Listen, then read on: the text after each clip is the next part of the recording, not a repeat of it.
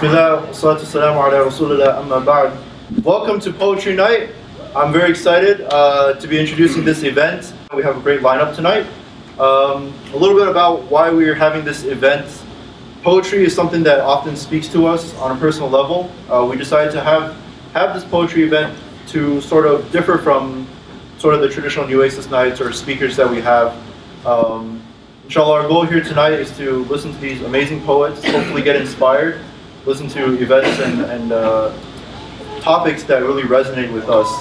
And we hope that everyone feels something and walks away tonight feeling something enlightening about what they hear tonight. So a little bit about the topic that we chose for this evening was Generation Muslim. It was intentionally kind of vague and ambiguous, open to interpretations. But basically the theme runs along the lines of how do we as Muslims keep our identity of being Muslim in the United States, and what does it mean to be a Muslim in this generation and in this context. And of course the poets will interpret it in their own way as well, what it means to be a generation Muslim. All right, then without any further ado, we'll start off with our first poet. It's Maysa. A little bit about her. Maysa is currently a senior finance major at UT.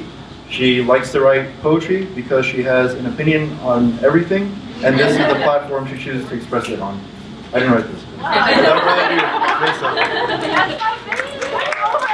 In order to start things off a little bit more lighthearted, my first poem is kind of like a joke poem. It's not very serious, but it's related to the topic of Generation Muslim, because this is something every person goes through, including Muslims. And I called it car keys, and for a little bit of context, it's from the perspective of my car keys. Okay, so without further ado. Here I lie, in the corner of the bathroom floor. She won't find me no matter how hard she'll try, because I'm conveniently behind the door. Oh no, she's flipped the couches, now for the third time. Checked all of her backpack's pouches, it is I, that she can't seem to find. She seems to have forgotten the rush she felt last night. She was practically hopping, throwing me out of sight. She has recruited another, her roommate, who has joined the search team. Too bad it's not her mother, who is not at the scene. Honestly, now, this is a joke. Why would I be in her roommate's things, or the pockets of her coat? It's not like I have wings. Okay, now she's stressing about where I could be. Is this where I should start confessing all the places before where she's left me? No, not under the bed, or on top of the fridge, or the spot where she scratches her head, or behind that one ditch. Now she's thinking I'm with her sister, who has in the past lost her apartment keys. Oh man, that trickster, he is such a tease. Her sister is in class until 5, as usual, unresponsive to her phone, but she needed me to survive, so she left a message after every tone. Distressed, she called her mom, who made her call insurance, to open the car and see if that's where I'd gone, but she was sure that this was not the case for this disappearance. Insurance and no luck was there, for I was still chilling on the bathroom floor. At this point, I was starting to care. This wasn't funny anymore. She was considering making another me, a copy, like that would be the same. That is actually silly. Then, the Uber came. At this point, I started to scream. What if she never finds me? Then, I felt the door move as I sighed with relief. Oh, hey Yasmin. That's the first poem. I know it was kind of a lighthearted, but that's how I want to start the night before things get serious. Just a little bit of context, if you don't know who I am, my sister's name is Yasmin, so she was the one who found my car keys. This is based on a true story. It was actually a quite terrible day. But yeah, so that's my first poem, and then kind of transitioning on to more serious things. The second poem is a poem that I gathered from experiences that I had seen my friends go through, along with a little bit of experiences that I had gone through, and then put it together into a poem. If you were at Showdown last year, this was the poem I performed at Showdown. I just felt that it fit really well with the context of the theme of tonight, and so I decided to go ahead and perform it again. And I noticed that there's some of you who were at Showdown, but most of you were not, so hopefully for a lot of you this will be the first time you hear it. And if it's your second time you hear it, just act like it was as exciting as the first time. So it's called My Girl, and I'm just going to go ahead and go into it. My girl, let me tell you about how she changed my world. It started in college level chemistry. I saw her and she saw me. I smiled at her tactfully and she smiled back with the weight of gravity. I asked her for her name, then I got her number. It was sparks, then a flame, followed by a newfound hunger. We started talking all day and all night. Everything about her just felt right. Oh man, was she a sight. Every room she walked into filled with light. But talking over the phone started to get old. It was a stage I had outgrown. I started to get a bit more bold. I wasn't ready for marriage. Bro, I was still in my prime.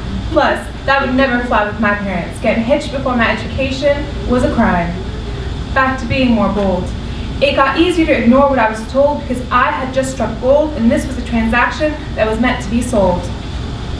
She didn't seem to mind the lines, though we kept crossing over time. I didn't realize that we were in a mine about to explode with every sin that we climbed because all I knew is that she was mine. But then, it became impossible to ignore the signs. Her presence, it no longer shined. Instead, the guilt drove me into the confines of the insanity, driven with regret in my mind. How could I be capable of going that far? The ways of shaitan are quite bizarre.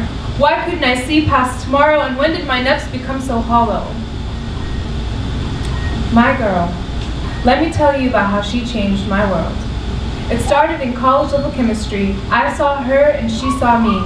Her smile was filled with modesty, subhanallah at her beauty. I kept her in mind for a while. We talked in class and lab. I had grown to enjoy her smile, her unique sense of style. Before the semester was done, I knew in my heart she could be the one. My parents called hers about their son, so to set up a time for our first one-on-one. I started to pray all day and all night, that Allah guide my heart, that He helped me see what was right, to keep me grounded and not fall apart. After a few months of talking, I was ready to be bold. My heart was falling and her hand was the one I wanted to hold. The Fatiha was never more beautiful than when it tied the knot between her and me. So rhythmic and musical, this is what it means to be happy. Shukr and glory be to Allah, who in His book showed me lines, the manual to find my true love and the way to make her mine. My patience was tested over time, but I knew I was going to be just fine. I had Allah's love on my side. Sanity was easy with Him on my mind. How did I make it this far? The ways of Allah are quite bizarre. With her, I can see all my tomorrows and the todays that are filled without sorrow. The first girl, her name was Dunya. Relationships like that overwhelm our media. The second girl, her name was Deen. Unfortunately, she's not as mainstream. Decide for yourself where on the spectrum you want to be. Deen over Dunya is the path I've chosen for me. And also, just like a note about this poem, I think it's really important, especially if you're in younger years, to like keep note of like what kind of relationships you engage yourself in during college. Make sure that all your relationships are healthy relationships, and that if something does get serious, that you follow through with it the halal Islamic way, and don't let yourself fall into the words of shaitan. And like I think it's very relevant, no matter like how religious you think you are, everyone's susceptible to that, especially in college when we're like all exposed to each other all the time. So that was just my afterthought on that piece. And then this other piece is about a person who has really inspired my life and the way I continue to live my life. It's my mom's uncle, which kind of is like a distant relationship in comparison to like immediate family. But this is a person who was technically there for a small part of my life but made one of the biggest impacts, and he was a huge inspiration to me. And so I called it Peace, and hopefully you guys will like it. Until I was 14 years old, you were only a thought. I had this image behind this blindfold based on the life lessons you taught to my mother who helped you mold. Stories about you had always the purest plots. You had a piece of my thoughts. In summer of 2012, I went to Jordan for the first time. Immediately you dispelled my notion that men by design only acted upon the idea of masculinity that society upheld by being so alive, and treating me like your daughter, sister, and friend who had a piece of my heart.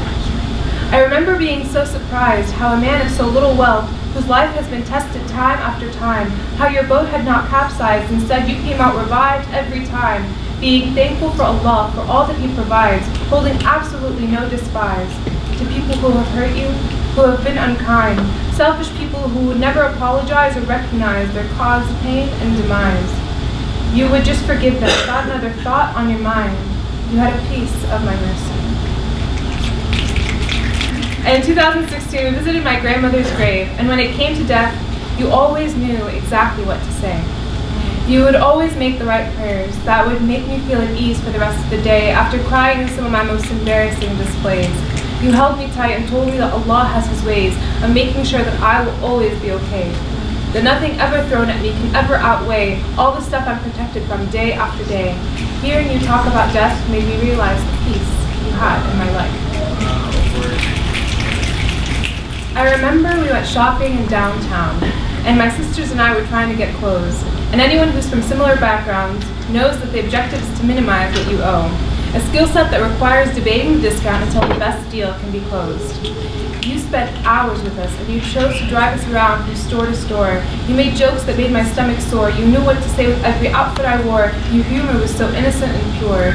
And even though it's been a while, that day feels like it was yesterday, and I knew in that moment you had a piece of my smile. On May 16th, 2017, Allah put you to rest. At stage 4 cancer, I think it was all for the best. Although you were at peace, I couldn't help that you also took pieces of you with me. My heart, I will always love you. My thoughts, I will always think about you. My mercy, may Allah always forgive you. My life, it's a little duller without you. My smile, you're embedded in mine. Thank you for giving me a chance to piece myself together and to feel at home and peace. But I honestly think, like, for a lot of us, you know, like, we have people who we've lost in our lives, and if you haven't, consider yourself very, very lucky. But I think that this was the first, my grandmother passed away when I was 8. This was the first death of a person that I had really had a special place in my life and my heart. And to see that person no longer be on this earth with us, and inshallah in a better place in Jannah for those, I had never, it had been a really long time since I felt that. So if any of you guys are going through anything similar to that, like, feel free to talk to me, but also, like, feel free to talk to anybody about it. I think it's really important that you express your emotions about it and, like, have somebody talk to you about it. I think it was one of the hardest. I went like 2 weeks with not being able to, like, fathom, like, this is my reality. I went through all the 5 stages of grief, but at the end of the day, like, this was the result of it, and I realized, like, the different ways that this person had made an impact on me. And so I'm really glad that I got to share with that with you guys tonight. And thank you. That was my last piece. So thank you, everybody. Our next poet is Maaz Syed. I know that. Yeah, let's go. He's a part-time cashier at Whole Foods and Halal Market. A little bit of product placement there, advertisement. You can catch him there on the weekends at the early hours. He's a transfer sophomore, but disputed freshman. Sabin was his translator throughout middle and high school. And he got into poetry and writing and all this good stuff because he thinks it's cool. So, Maaz Syed. So a lot of my poetry, you know, a lot of times it's like a reminder to myself, like it's a reflection on things that I find important. And so recently on Facebook, there's a series going around on Black Muslim Americans telling their story. And it kind of reminded me of an instance in the time of the Prophet ﷺ where Abu Dharr al-Ghifari, one of his companions, he has a disagreement with Bilal radiallahu anhu. And Bilal radiallahu anhu is African, right? He's dark skinned, he's black. And so during this argument he says, "You son of a black woman." Abu Dharr al-Ghifari says it to Bilal. And when the Prophet ﷺ, he hears this, he reprimands Abu Dharr and he says, "You still have jahiliyyah in you, you have ignorance in you." And so out of the shame of having that ignorance, he goes to Bilal and he puts his head into the dirt and he says, "I won't lift it until you step on it, or until you forgive me." So I guess, you know, this is my own way of putting my head into the ground out of shame and how we treat our American, you know, black Muslim brothers and sisters. And it's just kind of a call to action. Also, I kind of wrote this today because of like midterms and stuff. So,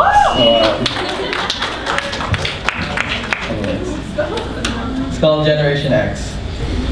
Hold on. Can you hear it? The chains and shackles clinking as he is pushed along forward. Can you hear it? The sadness that the crowd carries as they protest another unjust death. Can you hear it? The thud of a black body being thrown to the burning sand. Can you hear it? A grown black man being thrown to the ground. Can you hear it? The skin burning and sizzling as heavy rocks are placed on his stomach. Can you hear it? The arm that finds its way around his neck.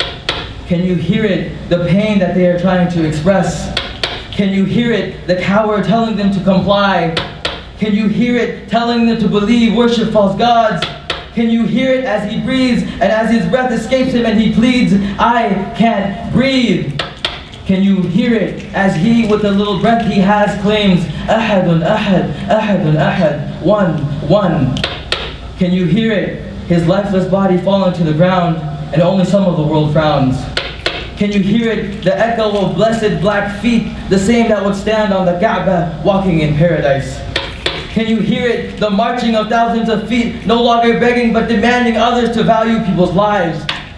Can you hear it, the tears that fall from the face of black fathers and mothers, our black brothers and sisters? If the ummah is one body, why do we treat them like they are ignorable body blisters? Can you hear it? Can you hear the pain that they pass through their smiles? Can you hear the sorrow that flows from their hearts when rejected by all and accepted by none? Can you hear it, or have you not seen the black bodies swinging from the trees? Can you hear it as a young black man in fear of his life flees? Or if a black body falls on the streets and the Muslim doesn't care, did it really matter? Can you hear it? Can you hear it as they raise their hands and scream, don't shoot?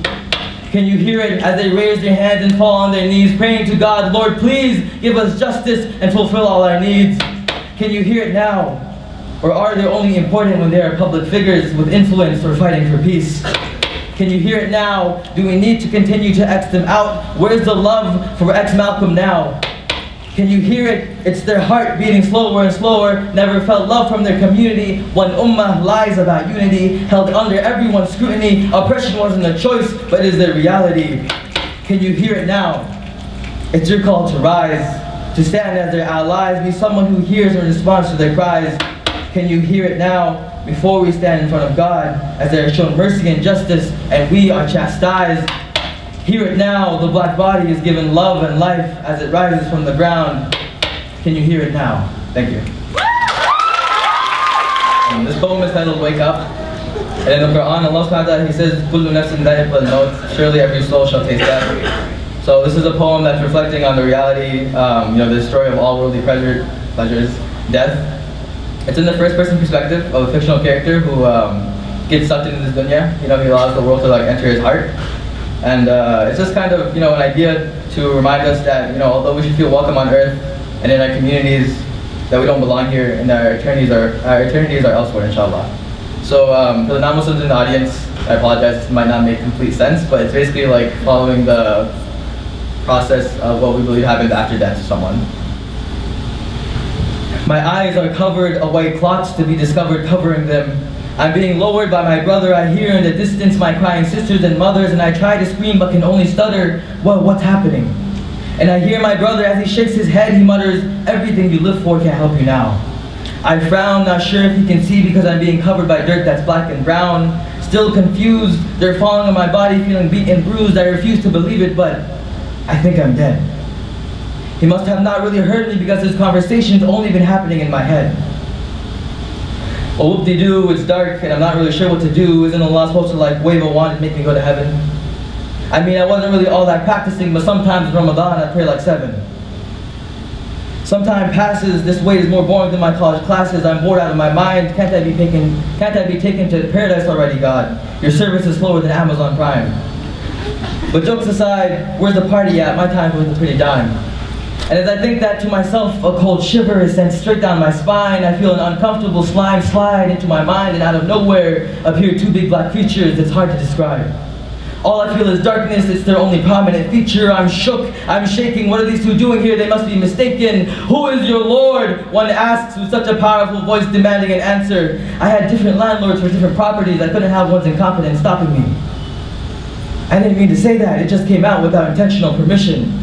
What is your religion? The other commands. Money, I say. Paralyzed by my response, why'd I say that? I think grief-stricken. Who is your prophet? Different ventures, different ROI. I naturally say with a sly subconscious smile, but they're not smiling. The fear in my mind stockpiling. What are they asking me this for, and what are the right answers? They disappear, and so I lay there and reflect, recollect everything I've done, and it hits me with such precision I get blurry mental vision, and my mind is pulled into one of my memories. I remember walking steadily with confidence, shoulders heavily, a Gucci suit, down the street from my workplace at a slow pace so people can catch a long gaze readily. I walked the streets as if I ruled them, as if the floor underneath would crack from the magnitude of the steps of my feet.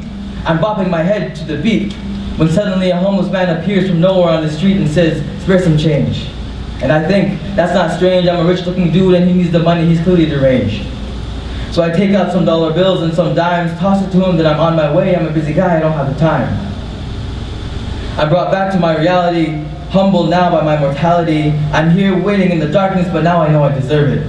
Lived on this earth like I owned it, but I forgot that he owned me, and now he's shown me. And as I say this, return the two creatures of darkness. This time their faces is darker than any known darkness. I'm still afraid, but it's too late.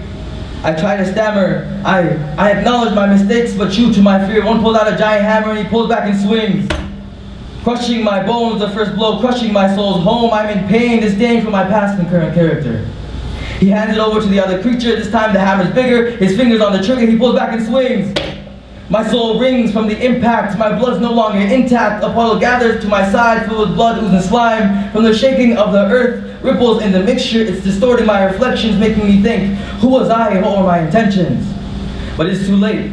They both grab the hammer and I feel in the air surrounding me the tension from the power they're amassing. There's no point in making a plea or dissension. I understand now this blow is going to send me to a different dimension.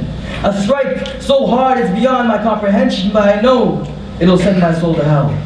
But I've accepted it. I'm in a trance-like state awaiting my destiny. I chose dunya over deen. I planted a worldly seed, so I have no fruit I can now reap. The tension grows and my sorrow knows I want to say something, but I can't. This is deserved. I feel the trembling, shaking earth, preparing for this blast, for this blow. I'm certain I'm headed below. Hell is where I'm going to go. They pull back a little more, and I breathe the air of the earth I once used to adore. And they swing with such power and force that the air around me begins to suffocate me and crush me. And I see the hammer coming, but before it hits me, I scream, "Wait! God, send me back! Give me one last chance!" Allahu Akbar, Allahu Akbar. La ilaha illallah. I jump and the blanket falls off me, so it's pouring down my face as I look for the source of that sound and realize it's the Fajr alarm clock that I always had off, reminding me that it's my time to wake up. MashaAllah, man, that was powerful. Before we move on, there's a gray Corolla parked outside. If that's yours, can you move it? Thank you. Our next poem is Sabin Oza. She is a sophomore at Southwestern University, and she's studying computer science and history. MashaAllah. She's performed at various slam events and writes poetry because it helps her process her thoughts. Sabine. This first poem is called Moving Target. I actually named the poem before I started writing it, and it ended up being about something totally different. This poem sort of plays with the idea of like how my brain works. Like, I have all these thoughts, and there's some thoughts that I think about constantly. Like, I'm constantly thinking about computer science. I'm constantly thinking about my history paper. And there are things that I'm just like constantly aware of. And there's other things that I know, but I like act like I don't know. Like, I'm aware that like when speed limits were established, there was like a whole team who like took into account road conditions and how many intersections there are to see like how safe the road is, like how fast you can drive. And I act like the speed limits are like a suggestion, like 75, that's 100, right?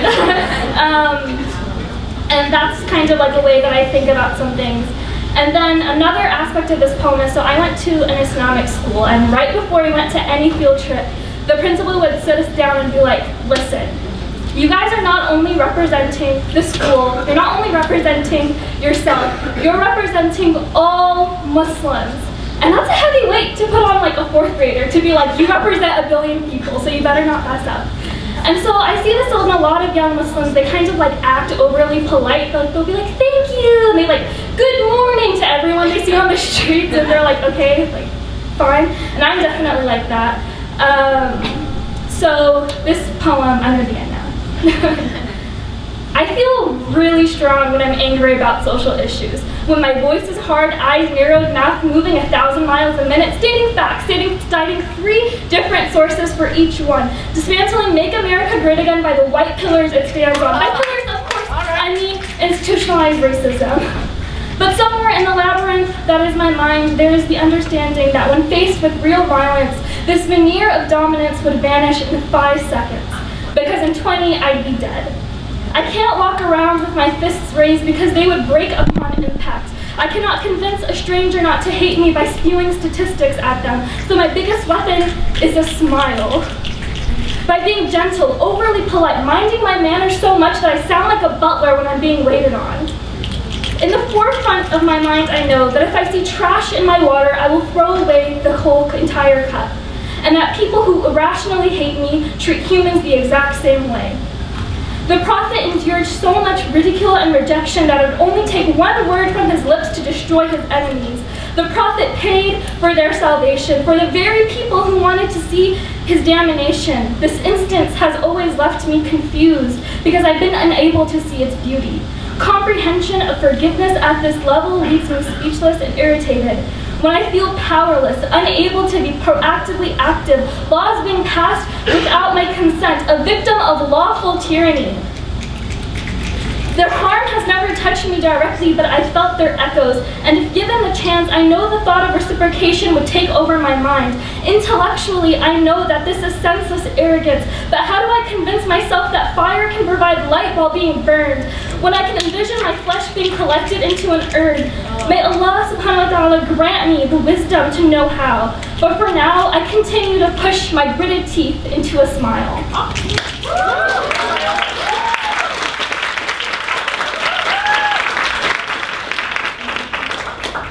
So this is another, I haven't named it, but I have a weird fascination with fire because I was involved in a house fire when I was little. So this story really revolves, yeah, casual.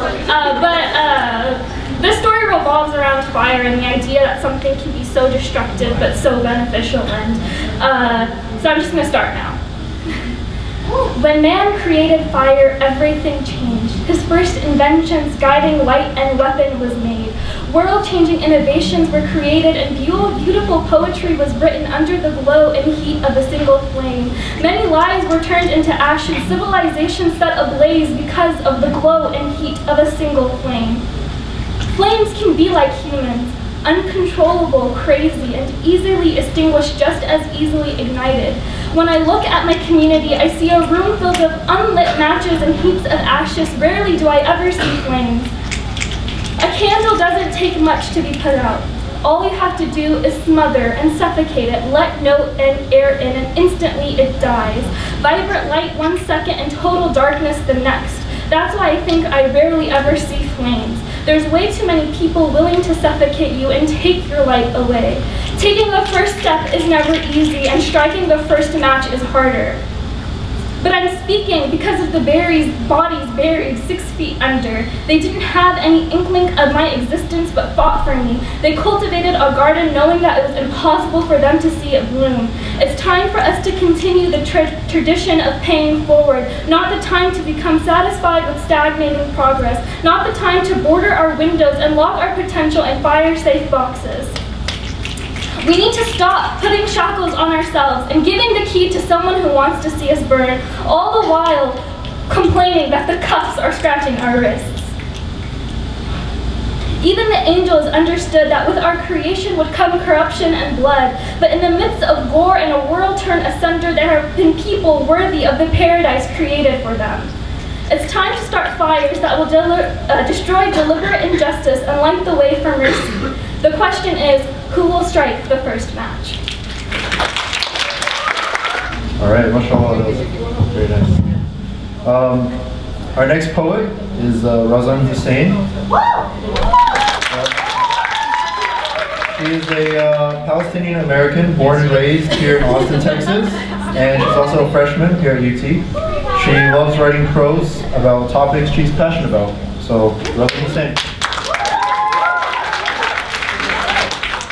Okay, my piece is called Beauty and Struggle, and so some of it's like a bunch of scenarios of different struggles. Some of them are personally mine. Some of them would not be categorized as mine, but should be categorized as mine.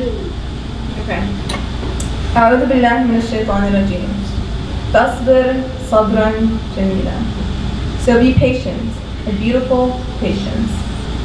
Struggles, define them. Perhaps one would say painful, ugly, indescribable. I would say beautiful. Diagnosed with cancer, tumors begin to appear. Sometimes they are cured, but many times they continue to engulf the organs of what has now become an imperfect body. He was like that, but he was different. 2 months ago, he passed away. He passed away with a smile that never departed his face from the moment he died till the moment he was lowered 6 feet into his grave. And it was in the most painful of moments, on the most imperfect of bodies, that beauty was found. It was in the midst of the thunderstorm, the family was given a calm. It was as if God was telling them he suffered for 8 years, and look at the result of his patience, so be patient. I find beauty in struggle. In the struggle of fighting my broken self that was a replica of almost every human being, a conscience that was hurting because I constantly ignored it, a heart that was suffering because it no longer found Allah in its prayer. And it was in the confrontation of that self and the realization that I don't need to run away, because He told us, "O my servants who have transgressed against themselves, do not despair of the mercy of Allah." So who are we? Who are we to hold grudges against ourselves and mark ourselves as damaged goods that are unfixable? So we must continue the damage when the most merciful has given us so many opportunities for forgiveness. It is in the realizations that the most desperate moments lead you to that I find beauty. In the patience of a heartbroken mother who went through the second most painful experience known to human beings to conceive her child, who invented the concept of love before sight, who taught him his first words and walked with him his first steps, only for him to one day grow up and treat her like she was an inconvenience to his life. Mama, you're asking too much. In the language of my Syrian friend, as she told me the story of her family's home brought to rubble yet again following the first destruction, how her nightmares are not just at night, how she unjustly wakes up to screams and bullets, screaming bullets, how her skies are painted in red, how her neighborhood is still populated but with all the wrong things, children who no longer dream, hearts that no longer beat, gardens that no longer feed, streams that are only blood, how through all the struggles she rises amidst the ash and rubble. Even when she needed refuge from where she sought refuge in, she was thankful for simply learning to be grateful and patient and all the outcomes of an unexpected struggle. It was beautiful. In the struggle of an African American who still needs to yell that his life matters. Specifically, the Muslim African American who is the furthest away from society's perception of perfect, Black and Muslim. Does he fight the stereotypes surrounding his religion or the racial prejudice that his people can never seem to escape from, even 53 years after the passing of a legislation that was meant to protect their rights? Yet he can still come to find beauty in diversity and education as he shakes the hand of a man with the same skin color as that who killed his brother with hopes of making this world better. In the struggle of losing lives to hate crimes, let me say it louder, in the struggle of losing lives to hate crimes, Diya, Yusr, and Razan. A mother who lost 2 of her beautiful daughters at once, another who lost her youngest child, the light of her life. Their struggle is our struggle. Our entire nation so imperfectly lost some of the most perfect human beings, all at once, so painful yet so beautiful as their legacy lives on. A legacy of sacrificing for others, and oh dear beautiful souls, if only you knew that not a single human soul could speak a word against you, that you captured the hearts of many that wouldn't have otherwise known you, that you are and will forever be our 3 winners. I find beauty in struggle because it is through hardship that you can come to know ease. And it is only when evil is defined that you can come to see good, and only when you know what is ugly will you know what is beautiful. Struggles, define them. Perhaps one would say painful, ugly, indescribable, but I would say beautiful. Next we have Mah-ro Khan. Yeah. She's a third-year biology student here at UT, and she's currently, this is pretty cool, she's currently on the poetry team that will represent UT at Nationals, mashallah. She's involved in poetry because it helps her deal with life, and there's such a great and supportive community around it. That's certain. So, Mah-ro Khan. So the first poem I was gonna do is the one that it's the only one that's been filmed of me like performing it. I thought there's a better way to say that, but anyway. so it's the one that was like shared on the event page. And basically what happened was Noor drove me to Houston to do that with her. She was like, I won't go unless you go, and I was like, so the world won't get to hear Noor Wadi unless I go. Like, too much responsibility. So basically I was like studying for an exam, memorizing the poem at the same time. So I forgot pieces of it when I was performing it. But no one can tell. She's always apologizing. Yes. No, what happens every time I see the video, I'm like, I need to redeem myself, so I'm gonna do that. That's what this poem is about. So for background, I'm Pakistani American, so my parents were like from Pakistan. Was that the wa? Yeah. She knows. Okay. So something that my family is always dealing with is like their drone attacks, and we keep seeing them like on our news channel. We keep having to explain them to everyone. We keep having to explain why they don't work and like all that stuff. So I always try to do this poem whenever I'm allowed to do more than one poem, just to like not fulfill my duty, but like it's something I feel like I should do as someone who was just by chance born here and not where a lot of my family is right now. I'm going through this. So my family has a history with the sky. My father bought us his childhood kites. If you cannot go home, bring home with you. My mother told us that our grandfather's souls are up there, that one day ours will be too, that the sky will reunite my family. My brother and I were impatient, didn't want to wait until death to live there. He loved planes, and I wished to be a bird. We both dreamed of flight, drew our freedom in the stars. Imagine my shock when I realized I'm the daughter of a country that fears the sky. It is estimated that an average of 28 people die for every intended target of the drone program.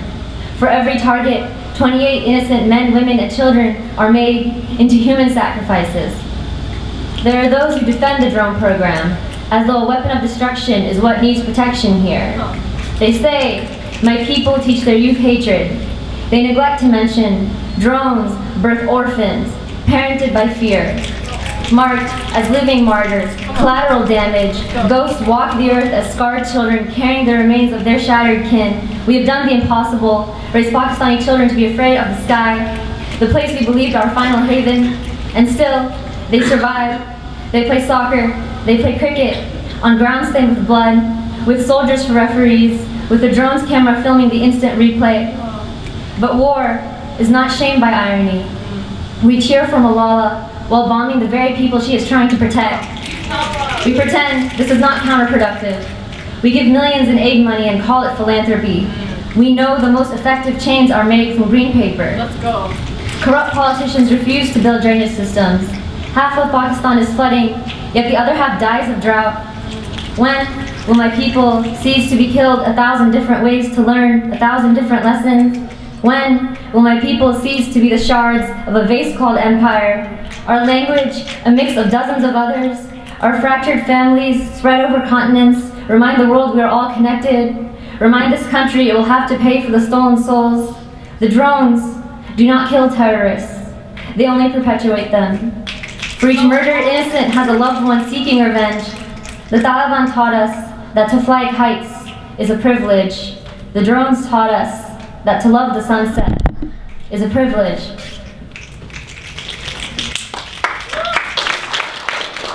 Okay, so this poem is slightly shorter. It's the first poem I ever had like published like in a written form, so it's like throwback to baby poet me from 2 years ago. So this is one of those poems where like I grew up with Islam being like decontextualized, you know, just like being taught to us in a super vague way, and I was like, how does it, you know, like that's that's how I grew up with, and so and I've met a lot of people at UT who have had that experience, and I've met a lot of people who haven't, and they had like a great like contextualized like Islam taught to them, like a way to apply it in their daily lives and stuff. So this is one of those poems where I kind of bring in like Islamic teachings to like tie it in anyway. Now they call them dirty wars, as if war has ever been clean. Outsourcing your battles to a different continent, do you think death is soluble in water? The ocean washes away blood, not sins. Do you know Muslims believe that if you willingly enable the sin, it is as though you have committed it? This means you earn the torment for every death you manufactured, even if your privileged hands have never cradled a gun. Sweatshops and remote-controlled drones and covert operations, your evolving methods of murder do not lessen our grief. Rearranging whole governments as if my homeland is your personal game of Jenga.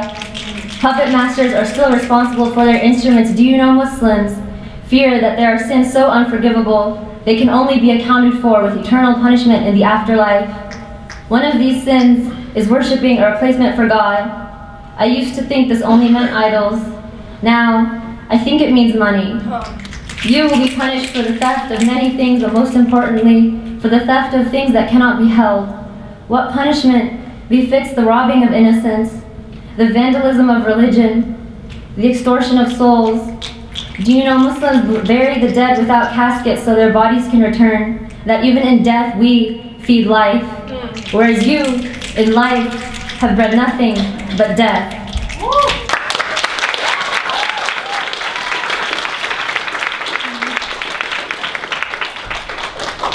And on a slightly more cheerful note,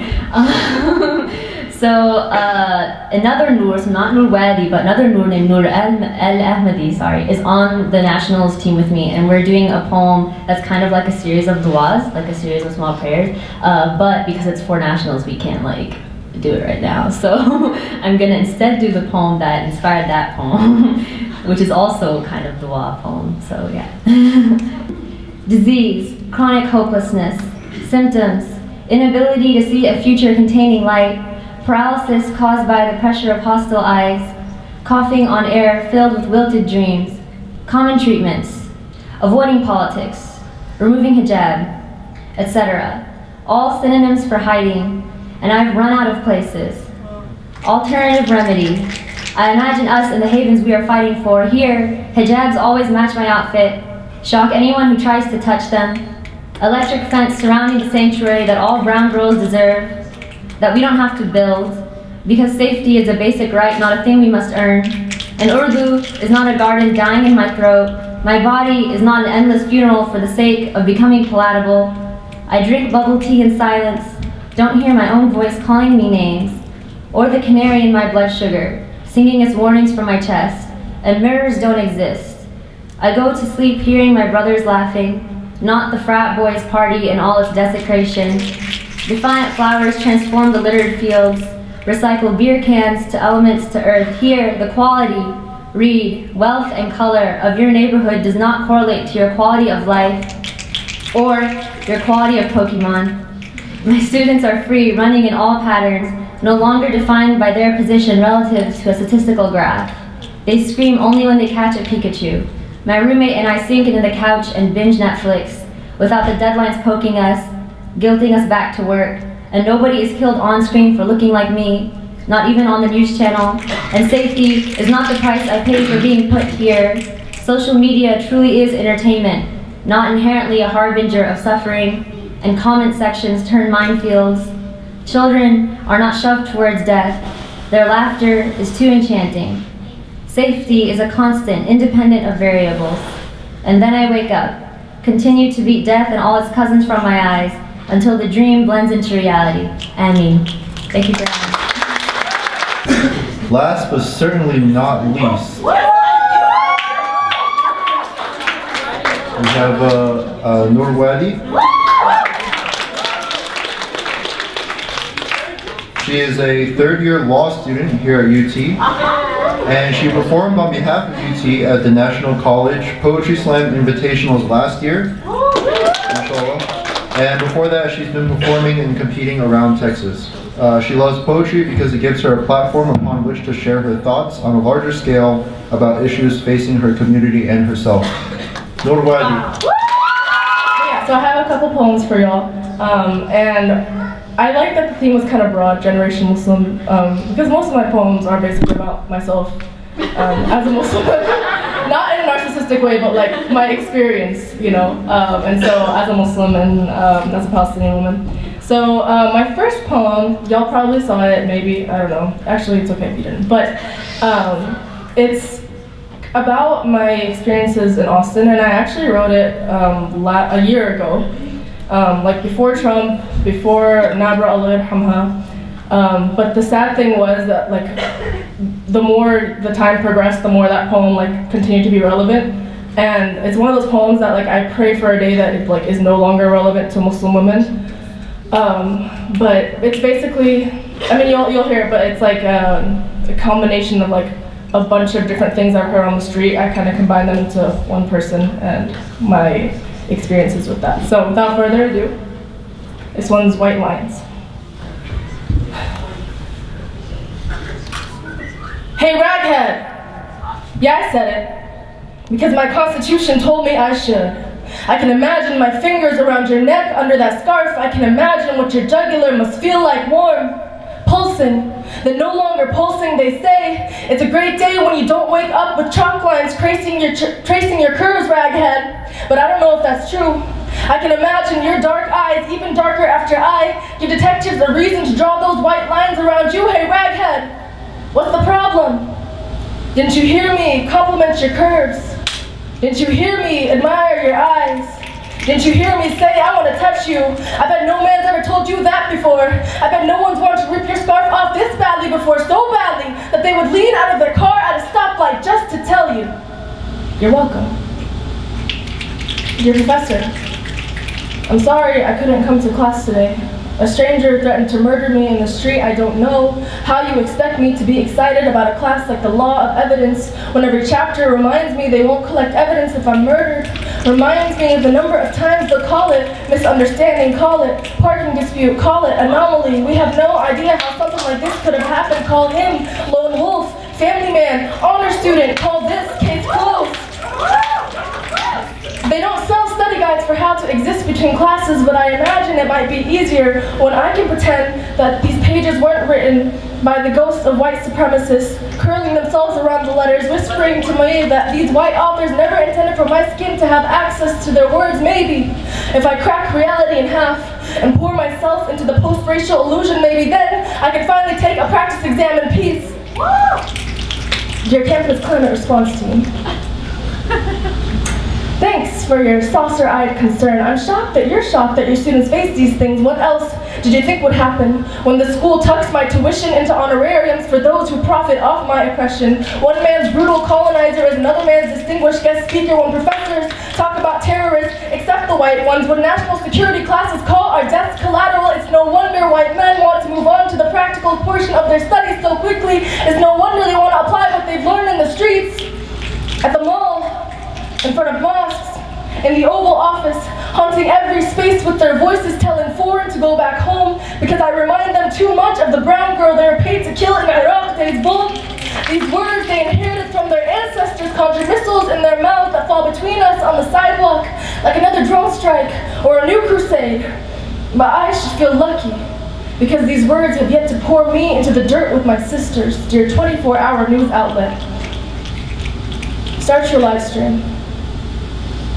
Watch the Muslim girl try to build a home out of her own ashes. Watch her try to lift her corpse out of bed every morning. Watch her try not to suffocate when she thinks about white lines bordering lifeless brown body. And isn't that the punchline? How her whole world is a series of white lines drawn to border brown bodies. How because of it, she can never find a home in this country or even above ground. But in spite of it, she refuses to perish. My next poem, I'm not gonna say it's cheerful, but it's a little happier mood. So no promises, but like, basically this poem, some of y'all may have heard it before. It's really, it's something that every marginalized community deals with, and that is being always asked to be the one to like put the good foot forward with our oppressor. You know, like they could literally be doing like a conversation on like why Muslims are terrorists, a conversation on whatever, and we have to be the ones to be like, actually, we respect your right to say that, but may I offer this idea instead that we're not, you know, like it's the idea of dialogue being this like end all. So yeah, I already said the word that came with the poem, but yeah. So this poem is called Dialogue. It is inspired by a line from Hassan Kanafani. If you hear it, if you've been to a PSC teaching, you've heard it. It's also inspired by an amazing poet who writes about rage and black rage, and her name's Janae Johnson, and it's like kind of similar, so I always like to give credits to people who help inspire the work. So, without further ado, listen closely. Do you hear it? The sound of dialogue. The sound of oppressor's sword pressed up against my neck. It whines into my ear. Why won't you just talk to me? Dialogue is my oppressor's weapon of choice. Picture oppressor and oppressed, breaking bread, discussing solutions, but at a round table though, so no one is at the head and everyone is at the heart. Well, isn't that just something? Or isn't that something just dragging us to the table just to tell us we're on the menu? I mean, isn't it fair? How my oppressor opens discussions like we don't negotiate with terrorists, then proceeds to label any dissenter a terrorist. How my oppressor lives for civil discussion and hearty conversation about all the pros and cons of continuing to marginalize black and brown bodies, and isn't it fair? How to be marginalized, to be Palestinian in America is to resist, but is also to confine my rage till it's small enough to be held in clenched fists, knuckles white, palms a lunar calendar from years of nails pressing crescent-shaped scars. I must then learn to loosen my grip, bare my teeth respectively, use the open palm to hold the hand of my oppressor still dripping with my family's blood, and gently, so gently, point them to the source of my wound. Dialogue is oppression's call for me to sugarcoat my tongue, so that the sweetness of lopsided conversation overpowers the vinegary burn of truth. My oppressor doesn't even like when I call them my oppressor. That's just so mean and not conducive to conversation. They prefer to be called softer names, names like please sir and excuse me and do we deserve our rights yet? They tell us the softer our voices, the better we will be heard. The gentler our tone, the better we can converse, negotiate, dialogue about whether our oppression even exists, or if maybe brown women are just born angry because our mother's wombs are shaped like guns, so we must be the bullet, screeching through space, angry about nothing, yelling about everything, refusing to compromise, refusing to barter for liberation. But isn't that what freedom is all about?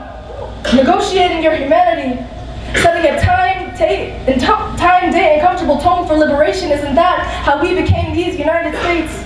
Group chats with the Brits. Isn't that how Nazis were defeated the first time? By inviting them to speak at our universities?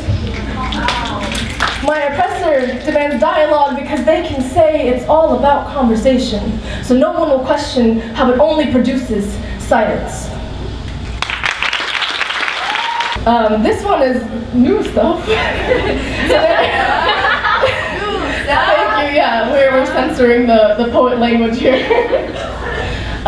Yeah, so it's about kind of complacency, and I think, so obviously we didn't all go through the same struggles that our parents went through in our mother countries. Like I know, like my father was raised in refugee camping, refugee housing, and you know, here I am like here we all are attending like schools in Austin, and like and hopefully understanding that like for us to be here, like indigenous populations were removed like forcibly, and that's like something that you have to be always thinking about.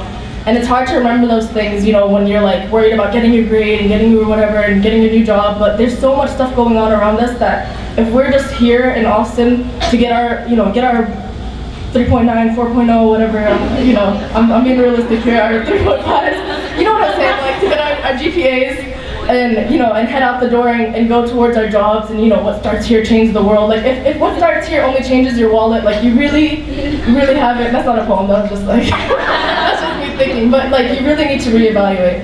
And so this poem is kind of about my frustration and a lot of people's frustration about the silence that surrounds us. Welcome to the world 2.0. Everything you read in history class, except it's happening now. Except it never stopped happening and no one cares. In this new era, the world is so loud, but its people are so quiet. Call it a solar system of contradiction. Here, the dead rule the living from green paper thrones, the weakest spirits carry the strongest guns, the headlines never mention the wicked, only point to the sanctuaries they destroyed and tell survivors you should have tried harder. We raise dry cups to the sky, but the only precipitation in this new world is shrapnel. Our rivers thick with corporate waste, our children born 8 pounds plus the weight of all this buried history, plus the weight of all this school-sponsored brain lather they must unlearn, and the biggest contradiction of all. Open mouths don't make a sound. Complacent, distracted. My silence and your silence hold hands, wrap arms around closed mouths, smile at the calm they haven't disturbed. Stiff vocal cords refusing to vibrate, echo stillness into silence that consumes the global north. Are you angry yet? Don't worry, the World 2.0 comes equipped with a convenient place to dampen all your rage, the internet. 140 characters make no noise as they depart into silent binary codes, emerging the other side self-satisfied. Hashtag, we did our part. As another building tumbles, and another tiny grave is dug, the dirt falls in silence. And there is silence where bottom of ocean meets hand of refugee, in silence after another acquittal slips from the lips of the jury into a frigid, bloodless smile of white supremacy, the same silence that follows a slam of cage door, separating mother from son, society from justice. Listen. If a child is made orphan by a drone, but no one is around to see her house fall, would our protests make a sound? Do you know how loud screams are from the windowless cell of a political prison? Do you ever wake up with a pounding heartbeat in your ears? Does it remind you of the still beat of the chest of children turned martyrs for oil? Do you know how entitled you are to enjoy the thunder of fireworks? Do you know how fortunate you are to hear screaming next door and only wonder, what's the score? Have you realized yet what I'm saying? I'm saying every sound you've grown accustomed to has plugged your ears with privilege. I'm saying the only reason protest would bother you is because you think you've earned this silence. I'm saying, never mind. Enjoy the silence. The last poem, this one kind of like ties in, it's gonna be a full circle ending. Remember it honors English one or whatever? It's kind of similar to the first poem, but in a different aspect of my existence. Yeah, if y'all couldn't tell, I'm Palestinian. It's like against international. All the Palestinians here know it's against international law to go 2 hours without announcing to everyone around you that you are Palestinian. So we're good, Geneva, we're good. Okay. All right, so my last poem. How to legalize my murder. Step 1, tell the paper she was asking for it. I should smile more. Where are my manners? This row of whiteness between my lips is privilege. Reminds men that I am human. And aren't we all asking for it? People like me, seeds planted between cracks in the sidewalk, pushing flowers that just beg to be crushed. How else could we share sweetness with rock bottom? Step 2, convince me this body was never mine to begin with. Convince me I'm just a traveler in the skin, these bones, never meant to carry the burden of my existence being another thing that doesn't belong to me. And once you've convinced me of that, move on to step 3. Sell my corpse to the highest bidder. Use the money to buy legality, to pay murder into self-defense, martyr into terrorists. And yes, this is a poem about Palestine, a metaphor for the soft earth that begged to be anything but cemetery, that dirt that hugged her children, body after body after body after Israel legalized my genocide. Told the world my people were asking for it, that the land was never ours to begin with, that we are better off buried than living in their promise. And isn't my death what the history books call compromise? Isn't that a home we could live in? 4 walls painted with the blood from my family's garden, where my great-grandpa was forced to return to earth, to decompose into home, into fertile ground, pushing flowers that would nourish a people that could never learn to care for it.